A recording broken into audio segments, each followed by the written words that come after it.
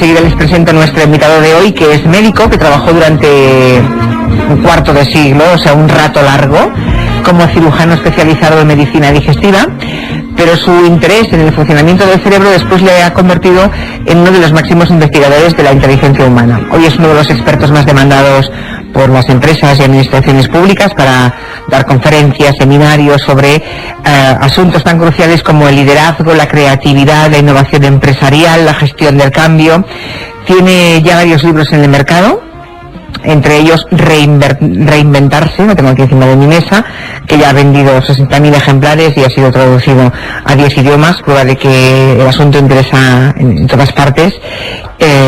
Ahora Yo es otro, del que ha vendido también 20.000 ejemplares en un mes.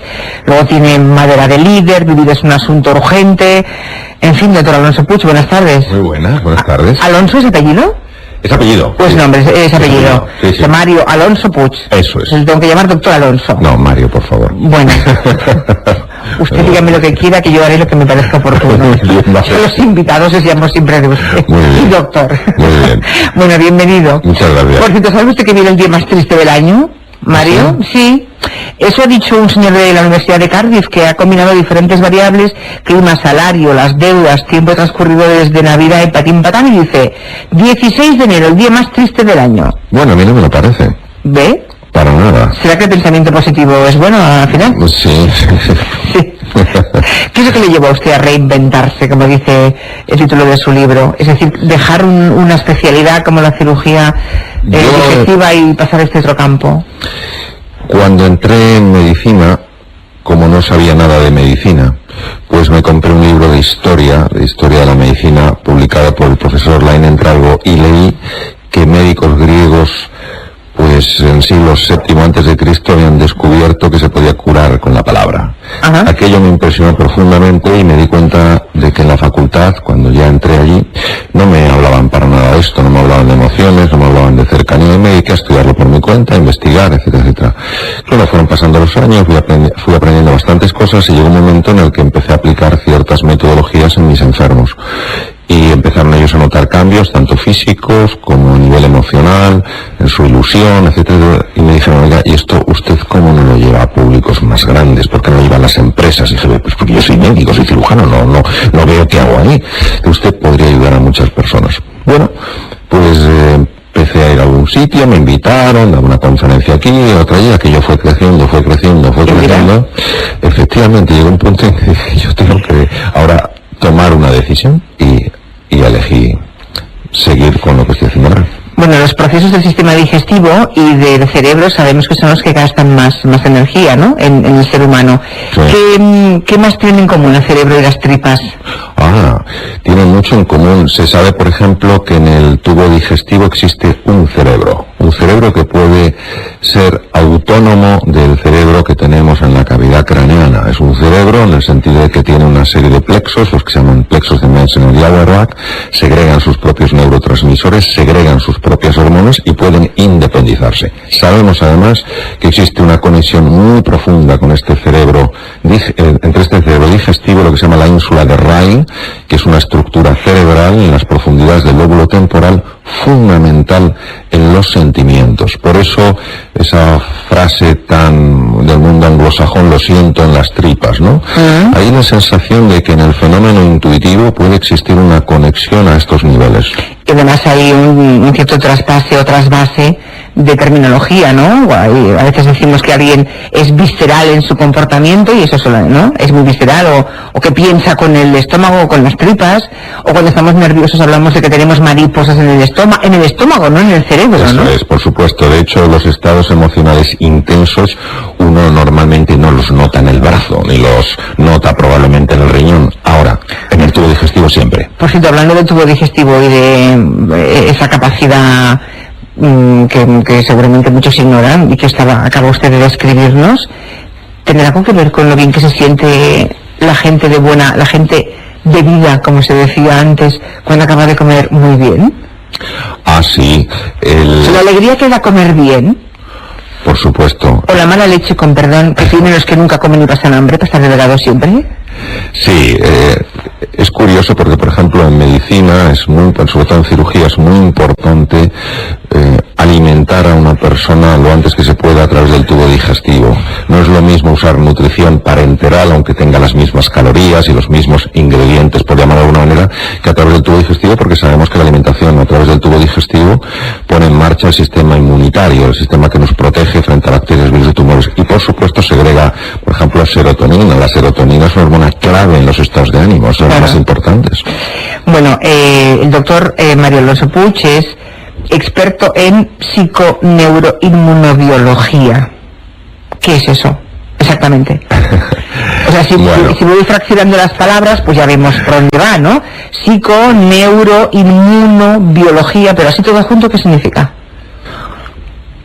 Significa que el sistema inmunitario, el sistema que nos repara de las lesiones, que nos defiende frente a las agresiones, para activarse utiliza el sistema nervioso, estructuras físicas, todo lo que es el cerebro y el neuroeje y todos los nervios. Tengamos en cuenta que tenemos 45.000 kilómetros de nervios en un ser humano, es que se dice pronto. 45.000 kilómetros. Es una barbaridad, y casi el mismo número en cuanto se refiere a vasos sanguíneos. Y claro, esa estructura cerebral se activa a través de procesos mentales. Por eso, la mente, a través del sistema nervioso, afecta a lo que es la inmunobiología, afecta al sistema inmune e incluso podría afectar hasta el material genético. Eso dice usted. También que los estados de ánimo negativos generan daño cardiovascular y digestivo, además de favorecer la impotencia y la infertilidad, escribe en su libro. Sí. Los estados de ánimo reflejan cambios emocionales, y las emociones son estados corporales que implican niveles hormonales radicalmente diferentes.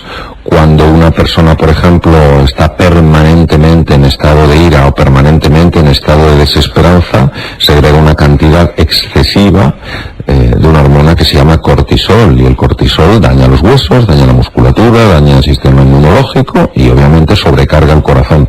Los estados de ánimo de una persona está más ilusionada, más calmada, también se asocian a constelaciones hormonales radicalmente distintas, mucho más serotonina, beta-endorfina, dopamina, es decir, no son inocuos para nada nuestros estados de ánimo. Lo que entiendo menos es que pueda llegar a experimentarse incluso un cambio genético. Todo lo demás, vale, pero el genético no lo entiendo. Es que es un descubrimiento relativamente reciente. Nuestros genes codifican la formación de una serie de proteínas, y durante mucho tiempo se pensaba que directamente el gen se expresaba y ya estaba. Hoy hay toda una ciencia que se llama epigenética, que ha demostrado que junto a los genes están los epigenes, que quiere decir algo que está por encima del gen. ¿Qué es un epigen? Pues un epigen es como un enchufe que puede estar, un interruptor puede estar en on o en off. Si el interruptor está en on, el gen se expresa, pero si está en off, no se expresa. Es muy interesante que unos genes sí se expresen, y es muy interesante que unos genes, en caso de tenerlos, no se expresen, porque pueden dar lugar a mutaciones. Claro, esto sería revolucionario, o está siendo revolucionario, algo de lo que no se hablaba en ciencia hace unos años, ahora verdaderamente se habla con mucha intensidad, porque quiere decir que nuestros estados de ánimo, cuando están mantenidos en el tiempo, podrían tener algo que decir a la hora de qué genes hablan y qué genes se callan. Lo que ocurre es que eso que más o menos entra en relación con el llamado pensamiento positivo, y como el control de las emociones y del pensamiento puede ser bueno para nosotros, también tiene detractores últimamente, doctor Alonso, que son los que dicen, jolín, el enfermo de cáncer que al final acaba muriéndose parece que sea culpable porque no ha conseguido imponer el pensamiento positivo. Es decir, que hay una parte que es un poco demoledora. No, sí, a mí me parece este razonamiento y este comentario fundamental de hacer. A ver, yo creo que lo peor que se puede hacer en cualquier cosa es ser dogmático. Y cuando la ciencia da un puñetazo en la mesa y dice, y punto final, ojo. Hay que tener una tremenda humildad, porque estamos hablando a veces de enigmas y a veces de verdaderos misterios. Por supuesto que puede darse esta situación. Una persona enormemente positiva, con todo el apoyo familiar, con con el mejor tratamiento pues puede no tener un desenlace. Podría diagnosticar un cáncer de páncreas y ¿qué? Puede no tener efectivamente un desenlace que es el que lógicamente uno le haría ilusión que tuviera. Sin embargo, dicho esto, hay que añadir lo siguiente: si sabemos que una persona que tiene un estado de ánimo elevado, es decir, que reconociendo la dificultad también piensa que tiene opciones para salir adelante, sabemos que el tipo de hormonas que pone en marcha favorecen la puesta en actividad de una serie de células como los linfocitos CD4, los NK, que son claves para luchar contra los tumores. Es decir, seguridad en la vida solo tenemos una. En un momento determinado nos vamos de este barrio. El resto que hacemos, aumentar las posibilidades. Y por eso yo estoy de acuerdo con aquellas personas que a veces se enfadan con tanto ser positivo, ser positivo. Momento. Ser positivo aumenta las opciones, lo que no nos da es una garantía. Yo lo que pasa es que en la vida prefiero jugar con el mayor número de opciones que pueda. Claro. Durante mucho tiempo se ha creído que las neuronas no podían regenerarse, y esto desde que soy pequeña lo vengo escuchando, ¿no? Que a partir de cierta edad, muy temprana por cierto, empezamos a perder neuronas, sí. Y ya, bueno, uno se imagina que llega a los 50 en un estado lastimoso y aún así hacemos un programa de radio. Lo siento por los oyentes, pero creo que ahora la cosa está cambiando y hablan ustedes de neuroplasticidad, ¿no? ¿Qué es eso? Sí. Efectivamente se pensaba que llegaba un momento en edades tempranas en las que el cerebro no solamente ya no evolucionaba, sino que involucionaba. Y esto es porque la complejidad de una célula nerviosa, una neurona, es tal, recordemos que se conecta con un promedio de otras, con 10.000 neuronas diferentes, pues claro, esto es imposible. ¿Qué se ha descubierto? Se ha descubierto la neuroplasticidad. ¿Qué es la neuroplasticidad? Y por supuesto estoy hablando en adultos. La capacidad de formarse nuevas conexiones. ¿Qué es la neurogénesis? La capacidad de formar nuevas neuronas. ¿Por qué? ¿Porque se reproducen? No, las neuronas no se reproducen. Porque se generan a partir de células madre que están situadas en las cavidades cerebrales. Estas células emigran a ciertos lugares y ahí se transforman en neuronas. Fantástico. Sí. Sí. Bueno, pues nos da una alegría. Ay, yo cuando me enteré me dio una alegría tremenda. Sí. Por cierto, eso de que usamos una parte muy pequeña de nuestro cerebro, es verdad, también desde que soy pequeña lo escucho. Usamos un 10% del cerebro, siempre he pensado que era una majadería. Sí, yo también lo he pensado por una sencilla razón. Solo puede conocer uno cuál es el 10% si conoce el 100%. Exacto. Si no conocemos el 100%, ¿cómo vamos a decir lo que es un 10%? Lo que no cabe... ¿Y por qué conocemos el cerebro? ¿Hasta dónde podemos conocer? ¿El 40, el 30? Científicamente hablando. Yo creo que, a ver, yo calculo que podemos conocer igual un 6%. ¿Un 6? Un 7, sí, por una razón muy sencilla. Es decir, el problema con el cerebro es el siguiente. Si se coge la neurona A, se puede saber exactamente lo que hace la neurona A. Si se coge la neurona B, se sabe exactamente lo que hace la neurona B. Pero cuando se las pone a hablar entre ellas, se produce algo que se llama la emergencia de propiedades de la naturaleza. Es como el oxígeno y el hidrógeno, cuando se unen forman agua que es radicalmente distinta. Sabemos los núcleos cerebrales, ya empezamos con las técnicas de tomografía, emisión de positrones, funcionalidad resonancia magnética, a ver las áreas cerebrales que se activan, pero lo que no acabamos de entender es la interacción entre cerebro y mente. No entendemos qué es la consciencia. ¿Es realmente un barrido de 40 ciclos por segundo? ¿Qué es la consciencia? Ahí es donde estamos muy perdidos. No en las estructuras cerebrales, que conocemos una barbaridad, no en el funcionamiento de esas estructuras, sino sobre todo en la interacción entre el cerebro y la mente. Bueno, usted acaba hablando de Dios a este paso, ¿eh? Pues podemos, si quiere, desde luego. No. ¿Un médico puede plantearse eso seriamente? Ah, yo sí. Yo, por supuesto, creo en la presencia de Dios, sí. ¿Pero en esas conexiones incluso? Es que el cerebro se puede interpretar de dos maneras. Se puede interpretar como la explicación de todo o se puede interpretar como un instrumento de una complejidad extraordinaria que permita la conexión con cosas que a lo mejor trascienden el cerebro. Es decir, si yo cojo una radio, oigo música e intento abro la radio e intento buscar el origen de la música en el interior, no hay. Sin embargo, sabemos que hay unas ondas que necesitan algo muy especial, que es un aparato radio, para que podamos escuchar. Yo sí creo que hay algo más elevado que nos trasciende. Podemos llamarlo Dios, podemos llamarlo universo, podemos llamarlo consciencia, podemos llamarlo uno, podemos llamarlo lo que queramos. Y creo que es una parte perfectamente compatible con montones de formas de pensar. pensar. Creo que el problema es cuando nos convertimos en dogmáticos y pensamos que somos los que poseemos la verdad y tenemos además que imponerla a los demás.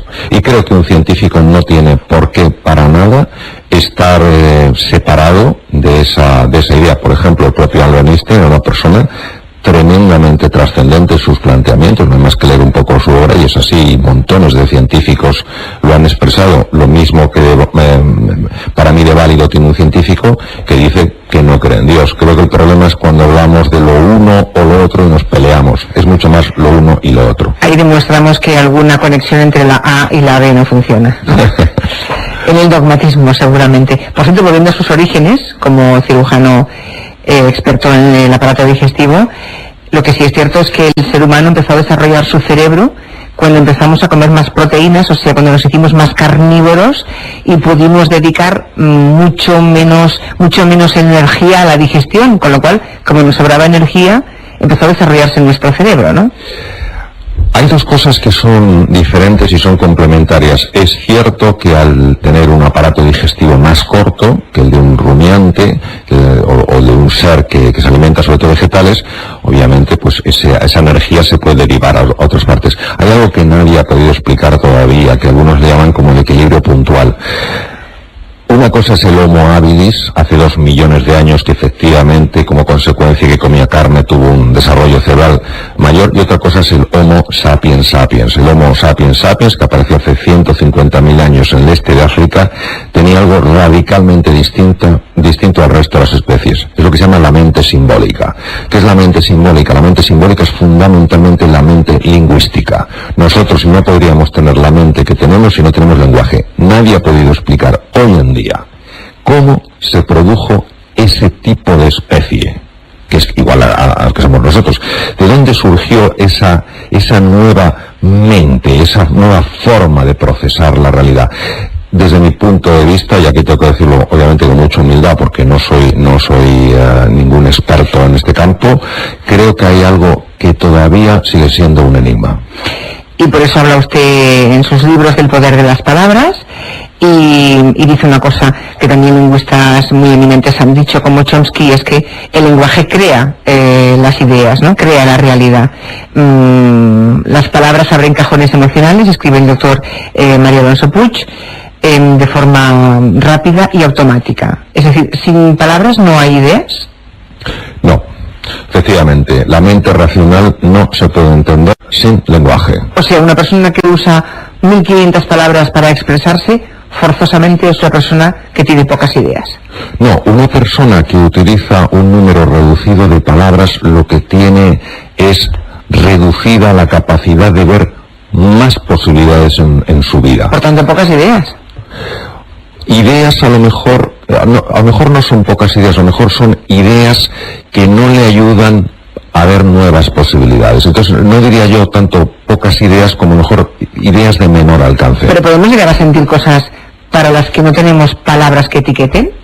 Sí, lo que pasa es que ese tipo de experiencias son experiencias que se consiguen, por ejemplo, a través de la meditación profunda, a través de el ensimismamiento en la naturaleza o con la música, y son experiencias que se llaman precisamente inefables, porque trascienden el lenguaje.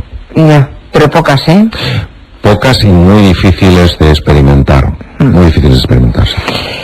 ¿Cómo se desinstala el software cerebral que no funciona? Porque habla, eso es muy interesante, habla en reinventarse de que pues tenemos en nuestro cerebro a lo mejor algún programa basura, una parte del software que no funciona.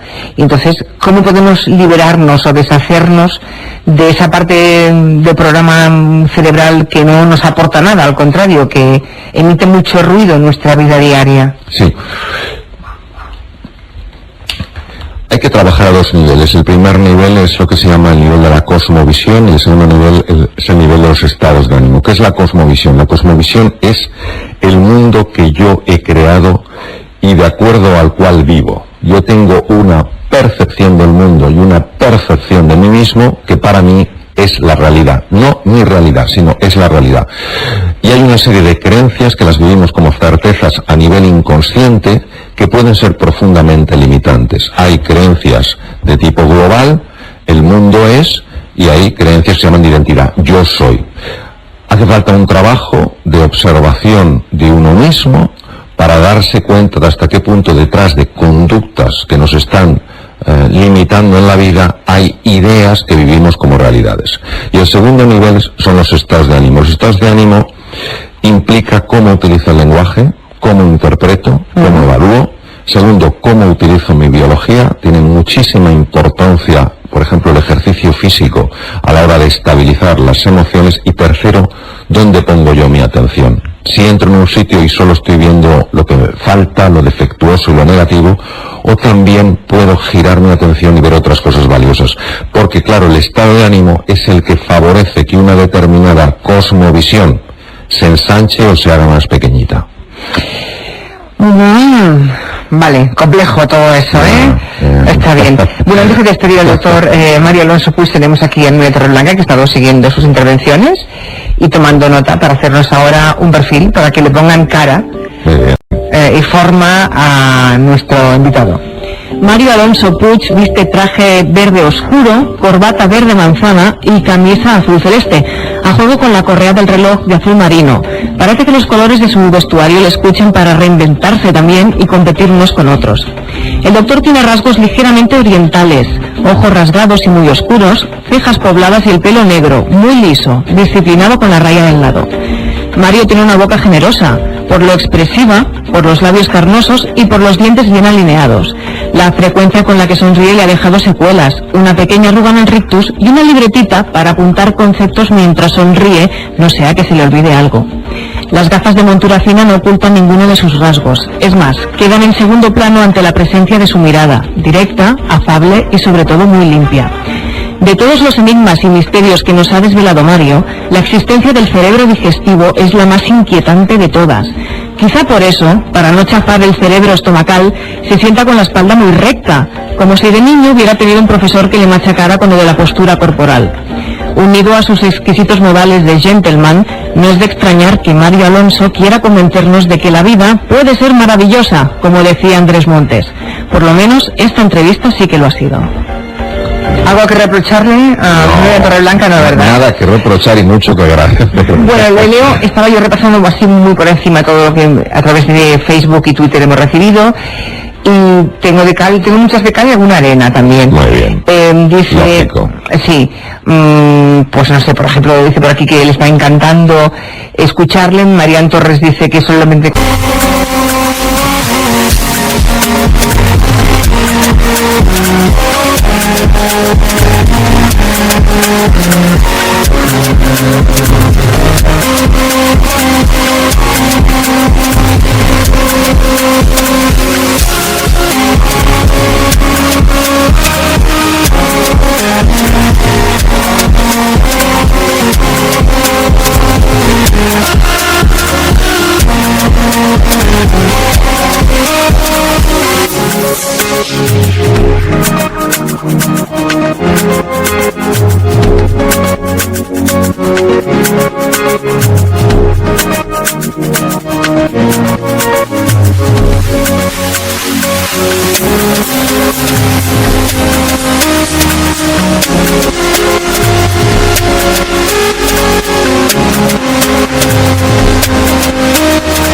escucharle se siente mucho más positiva, enhorabuena por su trabajo. Otro dice que su voz le recuerda a la de Eugenio, que tiene esa voz grave como la de Eugenio, sí. Otro dice que es curioso que crea usted en Dios como científico. Yo conozco muchos científicos creyentes, pero de otra parte, ¿no? Antonio dice que cuando él tenía ansiedad, lo primero que hacía por la mañana al afrontar el día era vomitar por los nervios. Sí. Imagino que corroborando esa conexión, ¿no? Entre el cerebro y tal. Y la vida. Luego dice por aquí Bartolomé Bellbona, que es cardiólogo, y le pregunta, en recuperar lingual. Lo siento, pero es que no lo entiendo esto. Falta un par de palabras, doctor Bellbona, y no puedo leerle. Luego tengo por aquí un oyente llamado Alejandro Ortega, que dice que le está pasando cancha a una persona que divulga de forma reinterpretativa las investigaciones de otros. No sé exactamente qué quiere decir. Bueno, pues que Dices, es estupendo verle cómo habla, pero mezclar la fe con la neuropsicología no parece muy científico, dice Alejandro Ortega en Facebook. Bueno, yo creo que es tremendamente respetable ese punto de vista y además entiendo que lo diga. De alguna manera creo que hay veces que, bueno, que generamos compartimentos estancos, que decimos lo uno o lo otro, y a veces lo uno y lo otro. Me permito recordar que el mejor neurocirujano probablemente que ha habido en el mundo, el profesor Penfield, creador del Instituto Neurológico de Montreal, era un hombre absolutamente agnóstico, fue una persona que desarrolló técnicas para la epilepsia, con lo cual el enfermo está despierto mientras lo operan, y en sus publicaciones al final puso el cerebro es la costura del alma. Uh-huh. Ser positivo, con eso acabamos, lo escribe José María Ruiz en Twitter, no es garantía de éxito, pero aumenta las posibilidades. Y a mí me gusta tener muchas opciones. Es una frase que dijo usted y que resulta a modo de titular este oyente que nos ha hecho trabajo de resumen ya. Doctor Alonso Puig, gracias por acompañarnos. Muchas y gracias. hasta la próxima. Hasta Buenas la tardes. próxima. Buenas tardes.